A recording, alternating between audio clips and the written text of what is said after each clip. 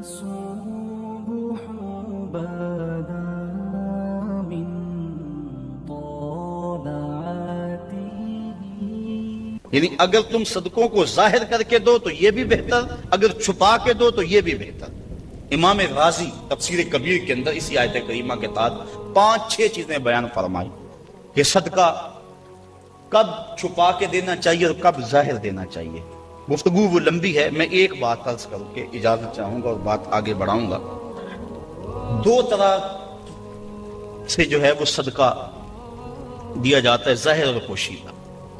اور اس میں اگر کسی شخص کو آپ دے رہے ہیں، کسی ذات کو دے رہے ہیں، تو پھر اس وقت مستحب اور بہتر یہ ہے کہ آپ چھپا کے دیں.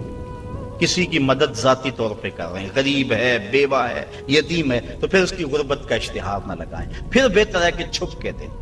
اور آقا کریم نے فرمایا 7 اشخاص قیامت کے دن اللہ کے عرش کا ٹھنڈا سایہ پائیں گے جب کوئی سایہ نہیں ہوگا. ان میں ایک شخص یہ فرمایا وَرَجُلٌ تَصَدَّقَ بِصَدَقَةٍ فَأَخْفَاهَا حَتَّى لَا تَعْلَمَ شِمَالُهُ مَا تُنْفِقُ يَمِينُهُ. وہ آدمی جس نے تنہائی میں صدقہ دیا اور اتنا خفیہ دیا کہ جو دائیں ہاتھ نے کیا وہ بائیں کو خبر نہ ہو. فرمایا کل قیامت کے دن جب کوئی سایہ نہیں ہوگا اللہ اسے اپنے عرش کا ٹھنڈا سایہ نصیب ہوگا، اور جو عرش کے سائے تلے ہوگا قیامت کی تکلیف سے محفوظ ہوگا.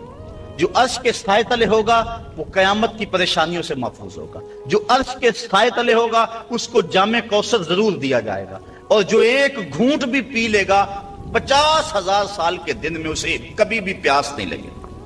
تو جس نے اپنے صدقے کو خفیہ دیا، دائیں نے دیا، بائیں کو خبر نہ ہو. اللہ اکبر. بلکہ علماء اس کی تشریح میں لکھتے ہیں کہ جس کو صدقہ دیا جا رہا ہے بہتر ہے کہ اس کو بھی خبر نہ ہو. اس انداز سے اس کے گھر میں پھینکاؤ کہ اسے بھی پتہ نہ ہو کہ میرے اوپر کون مہربانی کر گیا. اللہ اکبر. اگر ایسا ہو تو یہ انتہائی خفیہ حالت ہے. اللہ اکبر اللہ اکبر. تو کہا کہ اگر تم صدقہ خفیہ دو تو وہ بھی تمہارے لیے بہتر ہے، اور اگر تم ظاہر دو تو ظاہر دینا کس وقت مستحب ہے جس میں کسی شخص کی ذات کا معاملہ نہ ہو. مثال کے طور پہ مسجد کے لیے فنڈ مانگا جا رہا ہے، دارالعلوم کے لیے مانگا جا رہا ہے، کسی ہاسپٹل کے لیے مانگا جا رہا ہے، کسی اور رفاہی کام کے لیے مانگا جا رہا ہے. لہٰذا وہاں آپ اس نیت سے کہ اگر میں اٹھ کے اعلان کروں گا تو میرے دیکھا دیکھی کئی اعلان کریں گے، لہٰذا مدد ہو جائے گی. آقا کریم نے ایک مرتبہ جہاد کے لیے فنڈ مانگا تو ایک صحابی نے جلدی سے آغاز کر دیا، اس کو دیکھنے سے باقی بھی اٹھ کھڑے ہوئے. تو آقا کریم نے اس وقت فرمایا تھا من سنّا فی الاسلام میں سنتن حسنتن فلہ اجرہا. جس نے اسلام میں ایسے اچھے طریقے کو رائج کیا اللہ تعالیٰ اس کو اس کا اجر عطا فرمائے گا، اور اس کے دیکھا دیکھی جس نے اس کام کو کیا اللہ اس کا اجر بھی سے عطا فرمائے گا. تو اس نیت سے اگر ظاہر کر لیا جائے تو وہ زیادہ فضیلت والا ہے. دوسرا، اگر آپ خفیہ کی بجائے اعلانیہ کرتے ہیں تو اس سے آپ کے نفس پر ریاکاری کا امکان پیدا ہو جاتا ہے. تو پھر بہتر یہ ہے کہ ریاکاری سے بچنے کے لیے خفیہ صدقہ کیا جائے تاکہ اللہ تعالیٰ آپ کے اس عمل کی برکت آپ کو نصیب فرمائے، ورنہ ایسا ہوگا کہ ریاکاری سے سب کچھ برباد ہو جائے گا. آگے ارشاد فرمائے وَيُكَفِّرُ عَنْكُم مِّن سَيِّئَاتِكُم. اگر تم اللہ کی راہ میں چھپ کے یا ظاہر صدقہ کرو گے تو اللہ کے نزدیک وہ بہتر ہے، اور وہ اس سے تمہارے گناہوں کو اتار دے گا. یعنی صدقہ دینے سے جو ہے وہ گناہ مٹتے ہیں. واللہ بما تعملون خبیر. اور جو تم کر رہے ہو اللہ اس کو دیکھ رہا ہے. نہیں کسی نے دیکھا، جس کو تم نے دیا اس نے بھی نہیں دیکھا، کسی کو نہیں کانوں کان خبر ہوئی، لیکن جس کے لیے دے رہے وہ تو دیکھ رہا. اللہ اکبر. یہ اپنی اپنی نیت پر منحصر ہے کہ کس کی نیت کیا ہے. لیس علیک ھداھم ولکن اللہ یہدی من یشاء. اے حبیب آپ کے اوپر لازم نہیں ہے کہ ان کافروں کو جو ہے وہ آپ ہدایت دیں، بلکہ اللہ جس کو چاہتا ہے ہدایت دے دے. یہ کفار کو صدقہ دینے کے جواز پر آیت نازل ہوئی. صحابہ صدقہ اپنا دیتے تھے، اپنوں کو مسلمانوں کو بھی، لیکن ان کے رشتہ دار کافر بھی ہوتے جو پریشان ہوتے تو دل میں آتا یہ کافر ہیں، تو اللہ تعالیٰ نے اجازت دی کہ ان کو بھی آپ دے سکتے ہیں. تو کافر کو صدقہ واجبہ نہیں لگتا، یعنی زکوٰۃ نہیں لگتی، صدقہ فطر نہیں لگتا، اور جو منت کا جو صدقہ ہے وہ نہیں لگتا، واجبہ نہیں لگتا. نافلہ صدقے جو ہیں ویسے تعاون کر دیا جائے تو وہ اس کو لگ جاتا ہے. اس کی دلیل قرآن مجید کی یہ آیت ہے. وما تنفقوا من خیر فلانفسکم، اور تم جو اچھی چیز دو تو تمہارا ہی اس میں بھلا ہے، فائدہ تمہیں ہی ہوگا، تمہارا ہی بینک ہے۔ وما تنفقون الا ابتغاء وجہ اللہ، اور تمہیں خرچ کرنا مناسب نہیں مگر اللہ کی رضا چاہنے کے لیے۔ وما تنفقوا من خیر یوفى الیکم، اور جو مال تم خدا کی راہ میں دو گے اس کا تمہیں پورا پورا اجر ملے گا۔ وانتم لا تظلمون، تمہارے سے ظلم نہیں کیا جائے گا، جدیا اس کا پورا پورا اجر ملے گا۔ للفقراء الذین احصروا فی سبیل اللہ، یہ کہا کہ کافروں کو تم صدقہ دے سکتے ہو، لیکن فرمایا تمہارے صدقے کے زیادہ حقدار وہ ہیں، کون؟ للفقراء الذین، وہ فقیر لوگ، احصروا فی سبیل اللہ، جو اللہ کی راہ کے اندر رکے ہوئے ہیں۔ اس سے مراد احصروا فی سبیل اللہ سے مراد مفسرین نے اصحاب صفہ لیے ہیں۔ یہ 400 کے قریب صحابہ تھے، 300 سے لے کر 400 تک ان کی تعداد مختلف روایات میں آئی ہے، جو مسجد نبوی میں رہتے تھے۔ ان کا نام کوئی گھر تھا نہ ان کے اہل تھے، بس سارا دن مسجد نبوی میں رہتے۔ حضور نے ان کے لیے ایک چبوترا بنوا دیا جس کو صفہ کا چبوترا کہا جاتا ہے، تو وہ اس پہ بیٹھے رہتے، حضور کے انتظار میں رہتے۔ آقا کریم آتے تو وہ حضور سے دین سیکھتے، بلا تعین اوقات حضور سے دین سیکھتے۔ کسی غزوے پر حضور ان کو چاہتے تو ساتھ لے جاتے، کسی سرایہ پہ بھیجتے تو وہ حضور کے حکم کی جو ہے وہ تعمیل کرتے۔ زیادہ کوشش کرتے کہ وہ لکڑیاں اکٹھی کر کے ان کو بیچ کر اپنے پیٹ کا گزارا کرتے، لیکن مصروفیت چونکہ تعلیم دین میں تھی تو وہ کمائی نہیں کر سکتے تھے۔ اللہ تعالیٰ جل شانہ نے یہاں باقاعدہ یہ بات ارشاد فرما دی، لا یستطیعون ضربا فی الارض، وہ زمین پر چل نہیں سکتے، یعنی باقاعدہ وہ کاروبار نہیں کر سکتے کیونکہ وہ دین کے علم کے لیے رکے ہوئے ہیں۔ کہا تمہارے صدقے کے زیادہ حقدار یہ طلباء ہیں، دین والے لوگ جو سب کچھ چھوڑ کے دین سیکھ رہے ہیں۔ یحسبهم الجاہل اغنیاء من التعفف، سوال نہ کرنے کی وجہ سے اس کو ناواقف آدمی سمجھتے ہیں یہ تو بڑے ٹھیک ٹھاک ہیں، یہ تو غنی ہیں، کیونکہ ہر بندہ اندر نہیں جھانک سکتا۔ وہ کیا کسی نے کہا تھا نا، ہستی پلکوں کے نیچے غم بھی پلتے ہیں، ہستی پلکوں کے نیچے غم بھی پلتے ہیں، مگر کون دیکھتا ہے اتنی گہرائی میں۔ تو وہ بظاہر ان کے چہرے مورے ایسے ہیں کہ لگتا یہ ہے کہ یہ بڑے ٹھیک ٹھاک، ضرورت ہی نہیں ہے، لیکن مالداروں کے اوپر لازم ہے کہ ان کو بھی تلاش کریں جو مانگتے نہیں اور ان کے گھر جا کے ان کی اعانت کر کے آئیں۔ اللہ نے اپنے محبوب سے مخاطب کر کے کہا، تعرفہم بسیماہم، محبوب تو ان کی پیشانیوں سے پہچان لیتا، لوگ نہ جانے تجھے تو پتا ہے۔ حضرت ابو ہریرہ رضی اللہ تعالیٰ عنہ باہر آ کے بیٹھ گئے، کہتے مجھے بھوک بڑی لگی ہوئی تھی اور اتنی بھوک کہ گزارا نہیں ہو رہا تھا، بیٹھا نہیں جا رہا تھا۔ میں نے کہا کوئی آدمی گزرتا میرے چہرے کو دیکھ کے پہچان لے گا۔ پھر ایک صحابی آئے، میں نے ان سے ایک مسئلہ پوچھا، وہ مسئلہ بتا کے چلے گئے۔ دوسرے آئے، میں نے قرآن کی آیت کے بارے میں پوچھا، وہ بتا کے چلے گئے۔ پھر دل و قلب و نگاہ کے مرشد اولین آ گئے۔ میں نے حضور سے مسئلہ پوچھا، حضور نے کہا ابو ہریرہ بھوک لگی ہوئی ہے؟ میں نے کہا ہاں حضور بھوک لگی ہے۔ پوچھا مسئلہ؟ آقا کہ میں بھوک لگی ہے؟ ہاں حضور بھوک لگی ہے۔ مسئلہ ہی یہی تھا۔ کہتے ہیں آ جاؤ میرے ساتھ آ جاؤ۔ پھر وہ روایت آپ علماء سے سنی کہ حضور اندر چلے گئے، اجازت دی۔ حضرت ابو ہریرہ فرماتے ہیں میں دیکھا دودھ کا ایک پیالہ پڑا، کہا ابو ہریرہ جاؤ جو صفہ پہ بیٹھے ان کو بھی بلا لاؤ۔ میں سوچا وہ تو 70 ہیں اور دودھ کا پیالہ ایک، لیکن حضور کا حکم تھا، میں بلا لایا، کہا اب ان کو پلاؤ۔ کہا پریشان تھا لیکن جب پہلے نے پیا ایک بھی کم نہ ہوا۔ میں سمجھ گیا حوض کوثر کی نہروں سے کنیکشن جڑ گیا۔ کہا کہ ان سب کو پلاؤ، کہا ایک نے پیا، پھر دوسرے نے پیا، 70 آدمی دودھ پی گئے۔ اللہ اعلیٰ حضرت فرماتے ہیں ہاں جناب ابو ہریرہ، کیسا تھا وہ جام شیر جس سے 70 سالوں کا دودھ سے منہ بھر گیا۔ اللہ اکبر۔ کہتے ہیں پھر حضور نے مجھے پلایا، کہا اور پیو اور پیو، حتیٰ کہ میں سراب ہوا، حضور اب نہیں پیا چاہتا۔ پھر آقا کریم وہ پیالہ لیا۔ استاذ المکرم فرمایا کرتے تھے یہ تو دیکھتے ہو کہ ایک دودھ کا پیالہ 70 کے لیے کافی ہو گیا، یہ بھی تو دیکھو کونین کا سردار 70 کا جوٹا پی رہا، اس پہلو پہ بھی ذرا نظر جائے۔ اللہ اکبر۔ تو کہا محبوب تم تو جانتے ہو ان کے چہروں سے، اللہ اکبر، کہ وہ لوگوں سے سوال نہیں کرتے لا یسألون الناس الحافا، وہ لوگوں سے لپٹ کر سوال نہیں کرتے، بڑے خوددار ہوتے ہیں۔ عموماً ایسے لوگوں کی تلاش بڑی ضروری ہے کہ جو لوگوں سے سوال نہیں کرتے، ورنہ ہم نے دیکھا ہے کہ جو لوگ مانگنے والے ہیں، سوال کرنے والے ہیں، وہ تو لاکھوں روپے جمع کر لیتے ہیں، اور جو بیچارے عزت نفس کا لحاظ رکھنے والے ہوتے ہیں ان تک کوئی بھی نہیں پہنچتا۔ آپ دیکھ لیں، اپنے معاشرے کے اندر سروے کر کے دیکھ لیں، یہ ہماری ذمہ داری ہے، محروم تک بھی پہنچنا اور سائل تک بھی پہنچنا۔ اور یہ بات ذہن میں رکھیں کہ سوال کرنا یہ مومن کی شان نہیں ہے، بلکہ حضرت سیدنا صدیق اکبر جا رہے تھے تو آپ کا کوڑا گر گیا، گھوڑے سے اترے اور نیچے سے اٹھایا اور پھر بیٹھے۔ خادم نے عرض کی حضور آپ فرما دیتے میں اٹھا کے دے دیتا۔ کہا حضور نے سوال کرنے سے منع کیا، اس لیے میں نہیں سوال کرنے کی ہمت رکھتا۔ یہاں تک جو ہے وہ ہمارے جو ہے وہ اسلاف جو ہے بزرگ جو ہیں صحابہ اس کا خیال رکھتے تھے۔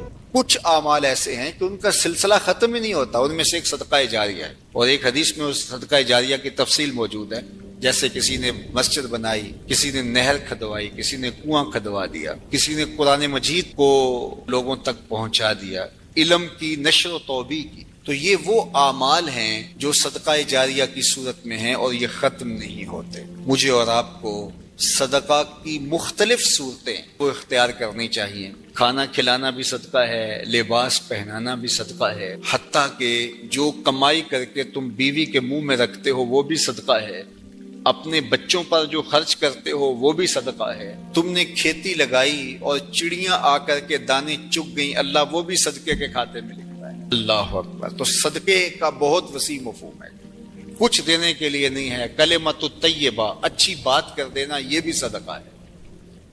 راستے میں پڑی ہوئی چیز کو اٹھا دینا، اس کو بھی کہا چھوٹی نیکی نہ سمجھنا۔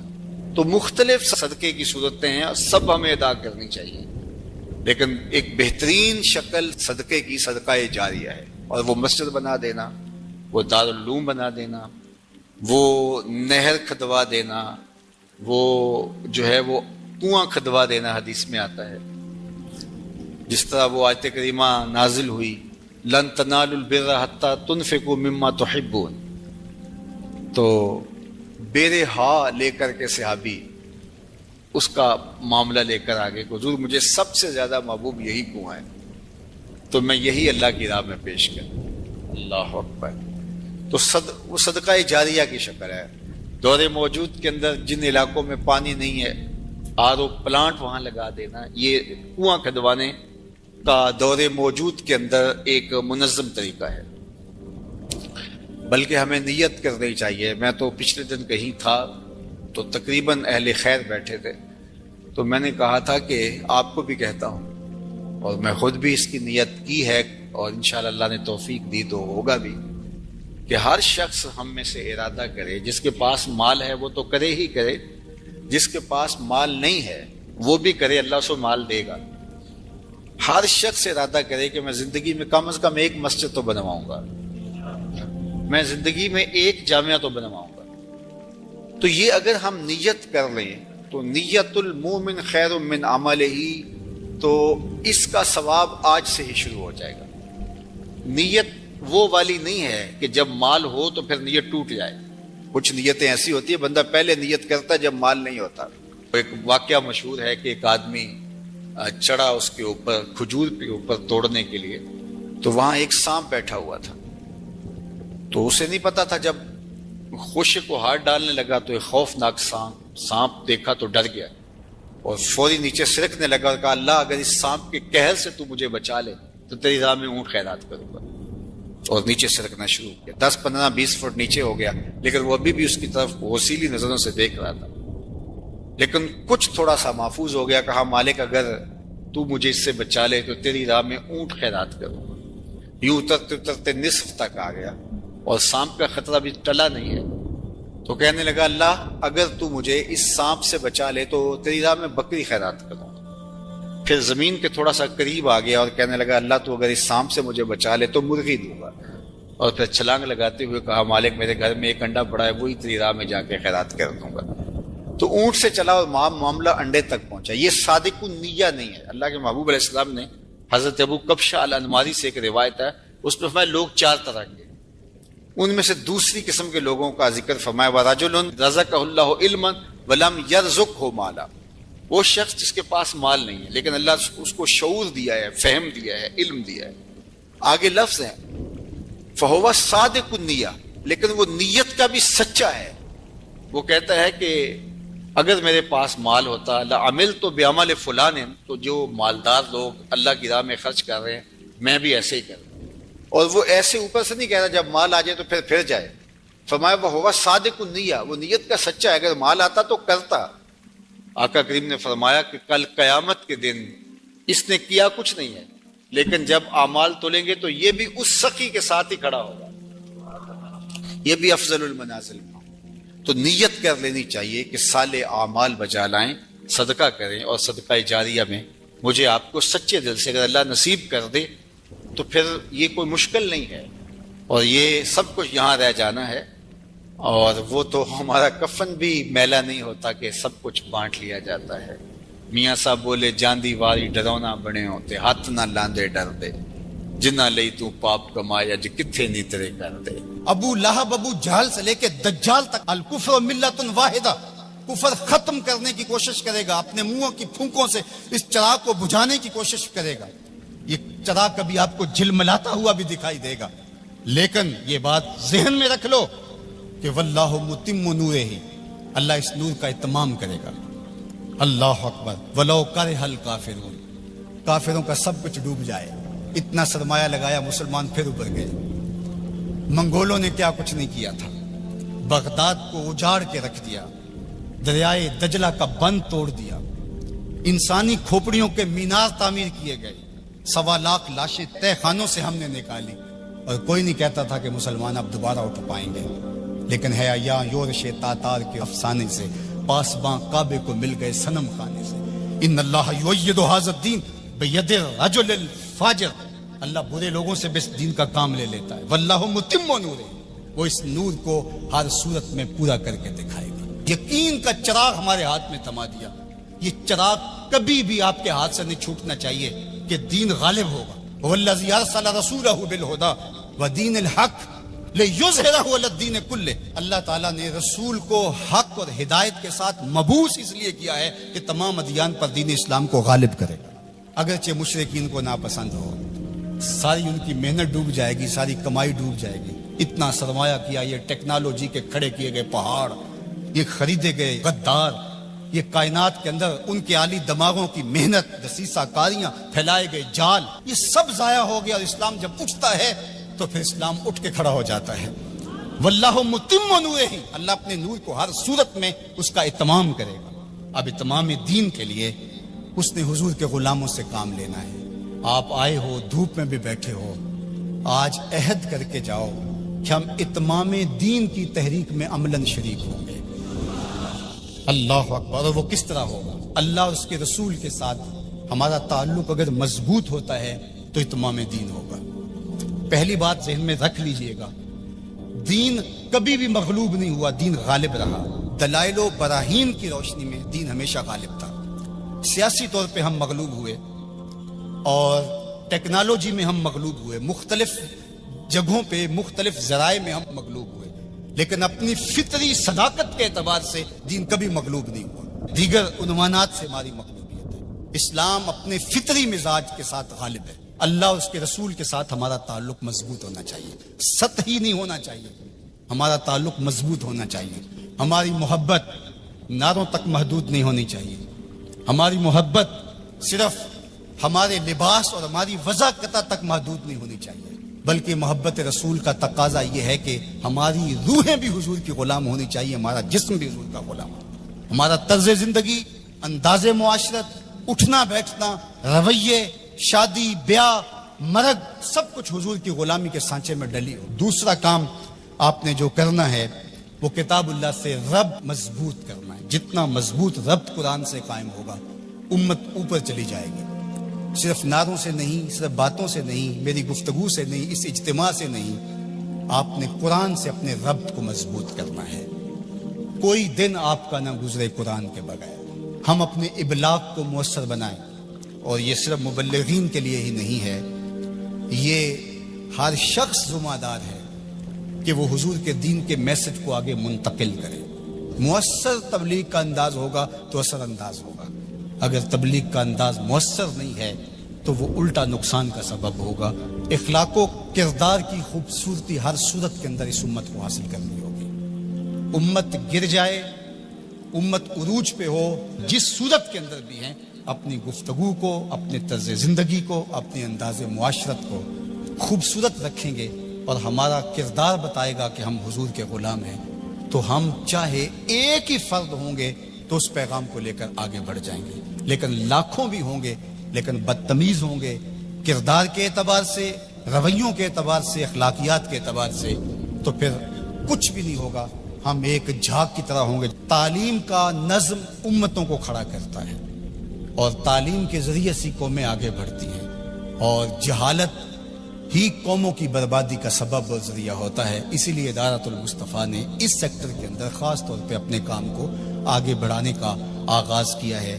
اس لیے کہ منبر و محراب کو اگر صالح افراد نصیب ہو جائیں جو دین کی روح کے مطابق ان تک پیغام پہنچا سکے تو یہ امت کھڑا ہوتے ہوئے دیر نہیں لگے گی. اسی طرح دوسرا کردار والدین کا ہے، تیسرا کردار معلمین کا ہے. امت سازی کے عمل میں یہ تین کردار انتہائی اہم ہیں. اور چوتھا کردار دور موجود کے اندر میڈیا کا ہے، جس سے ہم سر دست کوئی توقع نہیں رکھ سکتے. لیکن یہ تین کردار جو ہیں یہ انتہائی اہم ہیں. ان کرداروں کو ہمیں سنبھالنا پڑے گا. غلبہ دین کا شوق جنون کی حد تک ہمارے سینے میں موجود ہونا چاہیے. لیکن یہ بات ذہن میں رکھے کہ اگر ہم یہ نہیں کر پاتے تو ہمارے ذمے نہیں ہے. ہمارے ذمے جو ہے وہ کوشش اور محنت کرنا ہے. جب انسان یہ طے کر لیتا ہے کہ یہ میں نے کرنا ہی کرنا ہے اور وہ نہیں ہو پاتا تو وہ مایوس ہو جاتا ہے. اس لیے غلبہ اگر ہو جاتا ہے تو یہ بہت اچھی بات ہے. بلکہ میں نے یہ بات کئی دفعہ کہی ہے کہ ہمارا کام صفیں سیدھی کرنا ہے، اللہ امام کو بھیج دے گا. لیکن خود اگر ہم کہیں کہ ہم امام بن کے بھی ہم نے بیٹھنا ہے تو پھر گھر کا راستہ بھول گئے ہم گھر جانے کی جلدی میں، پھر ہم راستہ بھول جائیں گے. ادارۃ المصطفیٰ ایک مربوط فکر کا نام ہے، اس کے طے شدہ اہداف ہیں. لیکن یہ بات ذہن میں رکھیے گا کہ ہم ایک طوفان سینے میں رکھنے کے باوجود ایسی جلد بازی کبھی نہیں کریں گے جس سے ہمارا راستہ کھوٹا ہو جائے. ہم سمجھتے ہیں اور اس وقت جو دکھ پھیلے ہوئے ہیں، امت جس درد میں مبتلا ہے. ایک وقت تھا اس زمانے میں ہم بھی کہتے تھے کوئی شہر دے لوگ بھی ظالم نے، کوئی سانو مرن دا شوق بھی ہے. وہ شوق فراواں مرنے کا سینے میں موجود ہے. لیکن آج میں یہ بھی کہنا چاہوں گا کہ اے اشک آہستہ بریز کہ غم زیادہ است، اے آنسو ہولے ہولے برسو غم زیادہ ہے، اے شمع آہستہ بسوز کہ شب دراز است. رات بہت لمبی ہے، رات بہت تاریک ہے. اس شمع کو بچا بچا کے جلانا ہے، کہیں بجھ نہ جائے یہ چراغ اور بات آدھی رات اندھیرے میں ڈوب جائے. اگر تم چراغ ہدایت ہو، اگر تمہارے دم سے اجالے ہیں، اگر تمہاری وجہ سے اللہ کی مخلوق خیر کی راہوں کو اختیار کر رہی ہے، اگر تم امت کی ضروریات کو سمجھنے کی صلاحیت رکھتے ہو تو پھر ہولی ہولی جلو. اس لیے کہ شب دراز است، رات بہت لمبی ہے. اس لیے ہولے ہولے آہستہ آہستہ منزل کی طرف بڑھتے جاؤ. ہاں اٹھنے والا قدم رہے منزل کی طرف. چونٹی کی چال پہ بھی چلو گے تو منزل پہ پہنچ جاؤ گے. امت کے تصور کو ہمیشہ اجاگر رکھنا، حضور کی امت بن کے رہنا. آپ اپنی شناخت کو، آپ کی علاقائی شناخت ہے، آپ کی مسلکی شناخت ہے، آپ کی خاندانی شناخت ہے، آپ کی جو بھی شناختیں ہیں ان شناختوں کو باقی رکھو. میں ان شناختوں کا انکار نہیں کرتا، لیکن آپ کا تعارف امت کے حوالے سے آگے بڑھنا چاہیے. اور امت یہ ایک آفاقی تصور ہے کہ جو آپ کو کھڑا کر دے گا اور آقا کریم علیہ السلام کی تسکین قلب کا سبب اور ذریعہ بنے گا. جب علماء مشائخ ایک دوسرے کے جبے ادھیڑ رہے ہوتے ہیں، منبر رسول جو حضور کا دیا ہوا ہوتا ہے اس پہ ایک دوسرے کو کافر کہہ رہے ہوتے ہیں اور کسی کو کافر کہنے پہ جشن منا رہے ہوتے ہیں اور ان کی پگڑیاں ادھیڑ کے اس کی دھجیاں بکھیر رہے ہوتے ہیں اور اس پہ رقص کر رہے ہوتے ہیں، गुंबद खजरा में रसूलुल्लाह को कितनी तकलीफ होती होगी। तो इसलिए उम्मत बन के रहो, बिखर के ना रहना। सियासी शऊर अच्छी तरह से आप पे अंदर होना चाहिए। हम इंतखाबी सियासत से गुरेज इसलिए करते हैं कि इसका नतीजा हमारी आंखों के सामने है कि 70 साल में कुछ नहीं मिला, तो आइंदा हम जो मुयस्सर है वो हम जो कर रहे हैं वो भी क्यों छोड़ बैठे। इसलिए कि जो मैं कर रहा हूं उससे हकीकी सियासी शऊर पैदा होगा, रिजाले कार पैदा होंगे, अफराद साजी के अमल से हम गुजर रहे हैं। वो एक जमाने में मुझे किसी ने कहा कि आप जरूर आइए, और बड़ी ही मोहब्बत का इजहार किया और बहुत सब्ज बाग भी दिए। तो मैंने उनको पीर नसीरुद्दीन अलैहि रहमा का एक कौल सुनाया कि एक ज़माने में उनको वक्त के एक हुक्मरान ने कहा कि जनाब आप आइए, हम आपको वजीर बनाना चाहते हैं। तो उन्होंने हंस के कहा मैं बादशाह, तो मैंने वजीर बनाना चाहना है। इसलिए हम इंतखाबी सियासत का कोई अमली नतीजा नहीं देखते। और अगर आप सोशल मीडिया और इलेक्ट्रॉनिक मीडिया देखते हैं तो आजकल जो हाहाकार मची है, जो अंधेर नगरी है, जो लहजों की अजीब बदबू फैली हुई है, तो क्या कोई ये पसंद करता है कि मैं भी जाके उस माहौल में खड़ा हो जाऊं? और अगर कोई कहता है नहीं जनाब आप साफ सियासत कीजिए, तो मियां ये साफ सियासत का तो माहौल पैदा कर रहे हैं, ये रिजाले कार ही तो पैदा कर रहे हैं। बाकी ये आरजू कि आप आए, मियां मेरी ये आरजू नहीं है कि मैं आऊं, वो माहौल पैदा करना चाहता हूं कि कोई आए, उसके लिए कोई बुनियादें तो खोद जाए, कोई रास्ते के अंदर से पत्थर तो हटा दे। सबने ये कहा कि मैं आऊंगा, लेकिन रास्ते के अंदर पत्थर पड़े थे। हमारा मिशन उन पत्थरों को हटाना है, रास्ते हमवार करना है, और हमने देर तक इस काम की तरफ जाना है। ए शम्मा आहिस्ता बसोज के शब दराजस्त, ए अश्क आहिस्ता बरेज के गम ज़्यादस्त। सीनों में तूफान है, कल भी कल मिर्जल, मेरा सीना जल रहा है हंडियों की तरह। मेरा भी जी चाहता किसी दीवार से टकरा जाऊं। इन हालात में क्या कोई देख सकता है कि रसूलुल्लाह की उम्मत काटी जा रही हो, बच्चे ज़बह किए जा रहे हो फलस्तीन में, कश्मीर में? लेकिन क्या इसका इलाज मेरे पास सियासत के मैदान में छलांग लगा देनी है, जहां टांगे तड़वा बैठूं और जो मुयस्सर है वो भी ना कर सकूं? मैं जो करता हूं मैं शौरी तौर पे खड़ा हूं, मैं जहां खड़ा हूं दलील से खड़ा हूं, मैं जहां खड़ा हूं मैं पूरे तयक्कुन के साथ खड़ा हूं। मंजिल और हदफ मेरी निगाहों के सामने है, मैं आहिस्ता आहिस्ता बढ़ता चला जाता हूं, लेकिन मंजिल की तरफ मेरी सीध है। हमारा नरम रो कासद पयामे जिंदगी लाया, हमारा नरम रो कासद पयामे जिंदगी लाया। खबर देती थी जिनको बिजलियां वो बेखबर निकले। तो हम बिजली की तरह कूद करके हम शोला नहीं बनेंगे, हम शमा बनेंगे। लोग कहते हैं शोला बन जाओ, शोला बनना भी ये आग का मिजाज है और शम्मा बनना भी आग का मिजाज है, लेकिन हम शोला बनने का मिजाज नहीं रखते, हम शम्मा बनने का मिजाज रखते हैं। ए शम्मा आहिस्ता बसोज के शब दराजस्त, ए अश्क आहिस्ता बरेज के गम ज़्यादस्त। कमाया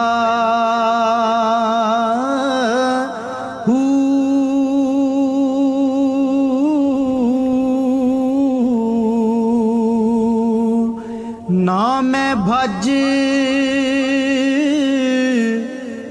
मसीती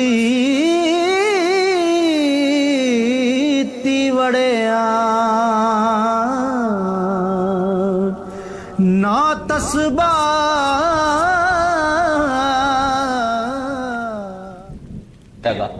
उसके पास दौलत बहुत सारी थी लेकिन बच्चे छोटे छोटे थे। उसने थैले के अंदर सोना डाला कि ये किसी के सुपुर्द कर जाऊं कि मेरे बच्चे बड़े हों तो उनको दे दे।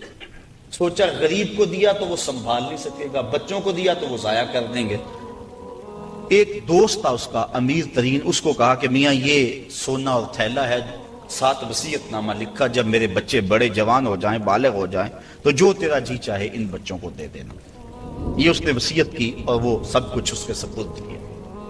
बच्चे जवान हुए, उसने लोगों को बुलाया, बच्चों को बुलाया, सोना थैला सब कुछ सामने रखा, वसीयतनामा पढ़ा। इनके बाप ने जब मरते हुए मुझे ये सोना थैले में डाल कर दिया तो साथ ये वसीयतनामा लिख कर दिया कि जब मेरे बच्चे जवान होंगे जो तेरा जी चाहे बच्चों को दे दे। तो उसने सोना अपने पास रख लिया और खाली थैला बच्चों को दे दिया। अब सारे कहें जुल्म हुआ है, यतीमों के साथ जुल्म हुआ है, लेकिन करें क्या कि वसीयतनामा ही ऐसा था, ना अदालती चाराजोई हो सकती है, ना उसको कहा जा सकता है। सारे कहें जुल्म हुआ। उलमा से पूछा, कहा जुल्म हुआ, लेकिन کیا کہا جا سکتا ہے؟ وصیت نامہ کے اندر بات ہی ایسی تھی کہ اس نے زیادتی کی ہے اور سب کچھ خود رکھ لیا۔ امام اعظم امام ابو حنیفہ سراج الامہ امام الائمہ، آپ کی خدمت میں لوگ حاضر ہوئے کہ یوں یتیموں کے ساتھ یہاں زیادتی ہوئی، لیکن وصیت نامے کی عبارت اس طرح کی تھی، اس لیے کوئی بول بھی نہیں سکتا، آپ کو ارشاد فرمائیں۔ کہا دوبارہ سب لوگوں کو جمع کر لو، اسے بھی بلا لو، بچوں کو بھی بلا لو۔ بلا لیا گیا، کہا میاں وصیت نامہ پڑھو۔ وصیت نامہ پڑھا گیا کہ یہ سونا ہے، تھیلے میں ڈال کے تجھے دے رہا ہوں، جب میرے بچے جوان ہو جائیں گے جو تیرا جی چاہے وہ بچوں کو دے دینا۔ آپ نے فرمایا پھر پڑھو، اس نے پھر پڑھا۔ کہا اب تم بتاؤ تمہارا جی سونے کو چاہ رہا ہے یا تھیلے کو چاہ رہا ہے؟ اس نے کہا میں تو سونا رکھنا چاہتا ہوں۔ کہا وصیت نامہ پڑھو، وصیت میں ہے جب بچے جوان ہوں گے جو تیرا جی چاہے وہ بچوں کو دے دے۔ اب تیرا جی تو سونے کو چاہ رہا ہے اور وصیت میں لکھا بھی یہ ہے کہ جو تیرا جی چاہے وہ بچوں کو دے دے، لہٰذا سونا دینا، بچوں کو تھیلا رکھ خود۔ تو امام اعظم نے اس طرح ان یتیموں مدد فرمائی تو کہا لن تنالوا البر حتی تنفقوا مما تحبون، تم اتنی دیر تک نیکی کی حقیقت کو نہیں پہنچ سکتے جب تک اس کو تم اللہ کی راہ میں خیرات نہ کرو جس کو تم خود پسند کرو۔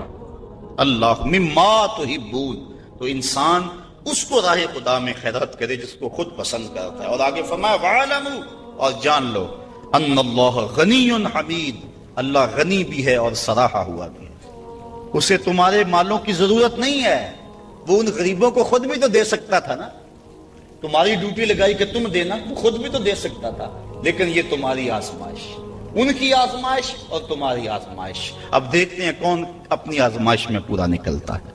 الشیطان یعدکم الفقر ویامرکم بالفحشاء، شیطان تمہیں اندیشہ دلاتا ہے محتاجی کا، اگر تم نے اللہ کی راہ میں دیا تو تم محتاج ہو جاؤ گے، تمہارے پاس اتنی دولت نکل جائے گی۔ وَيَأْمُرُكُمْ بِالْفَحْشَاءِ، اور تمہیں بے حیائی کا حکم دیتا ہے۔ بے حیائی سے یہاں مراد علماء تفسیر فرماتے ہیں بخل ہے، کنجوسی ہے، اور کنجوسی کو بے حیائی اس لیے کہا گیا کہ اس سے بڑی کیا بے حیائی ہوگی کہ غریب نانے شبینہ کو ترستا ہو اور امیر دولت کو سنبھال کے بیٹھ جائے۔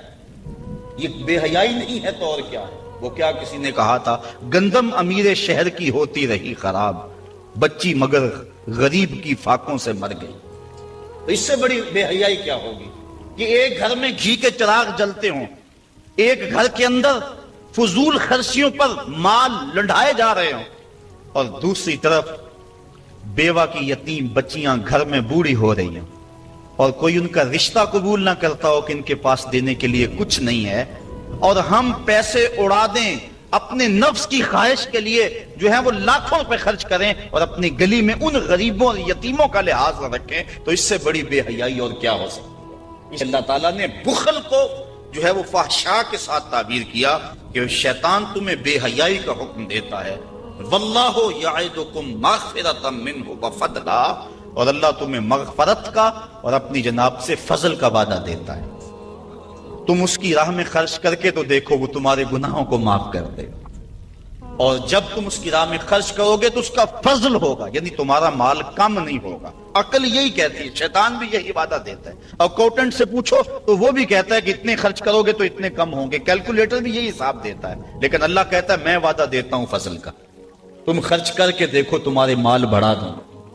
اور میں ایک مثال دیا کرتا ہوں، پرانے دور میں یہ ہم نے بھی دیکھا ہوا دور کہ کنووں سے پانی نکال کر کھیتوں کو ہم سیراب کیا کرتے تھے، پھر دیکھتے دیکھتے ٹیوب ویل آ گئے تو ان سے پانی ہم اپنے کھیتوں کو دینے لگے۔ وہ جو کنویں تھے ان کو باقاعدہ بند نہیں کیا، لیکن اب کہیں کوئی پرانا کنواں ہو تو وہاں جا کر دیکھو، ایک تو پانی بہت نیچے جا چکا ہے، دوسرا ڈول ڈال کر نکالو گے تو گندا ہو چکا ہے، سونگو گے تو بدبودار ہو چکا ہے۔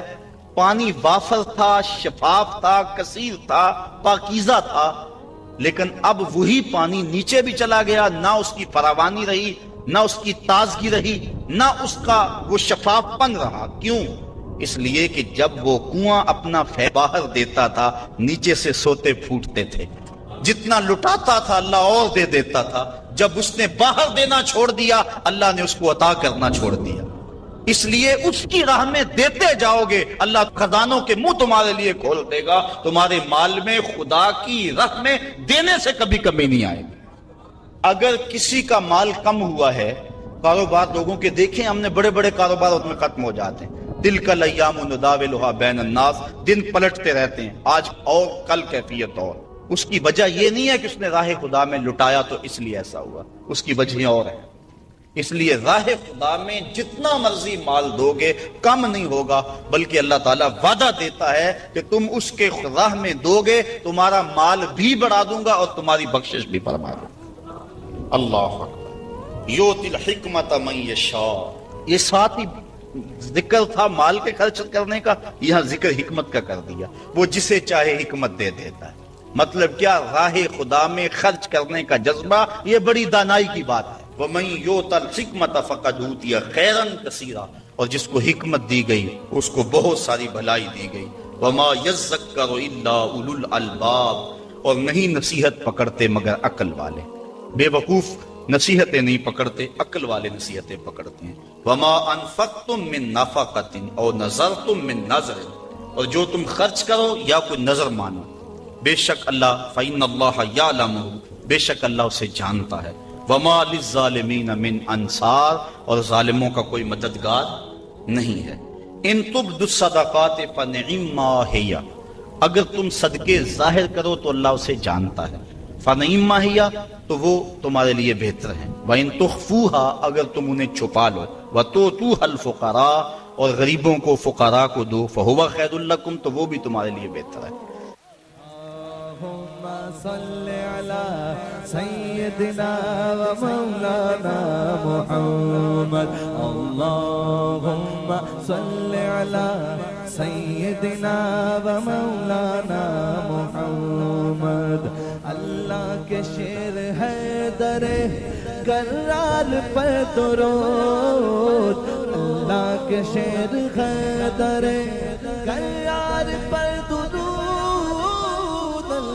کہ شیر حیدر کرار پر درود، حضرت حسن حسین کے کردار پر درود۔ اللہم صل علی سیدنا و مولانا محمد وعلی سیدنا علی و سیدتنا فاطمہ و سیدتنا زینب و سیدنا حسن و سیدنا حسین وعلی آلہ و صحبہ و بارک وسلم۔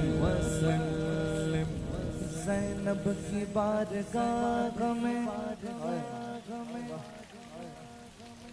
زینب کی بارگاہ میں، زینب کی بارگاہ میں، زینب کی بارگاہ میں سلام نیاز ہے، زینب کی بارگاہ میں سلام نیاز ہے، جو مرتضیٰ کی لاڈلی زہرا کا ناز ہے۔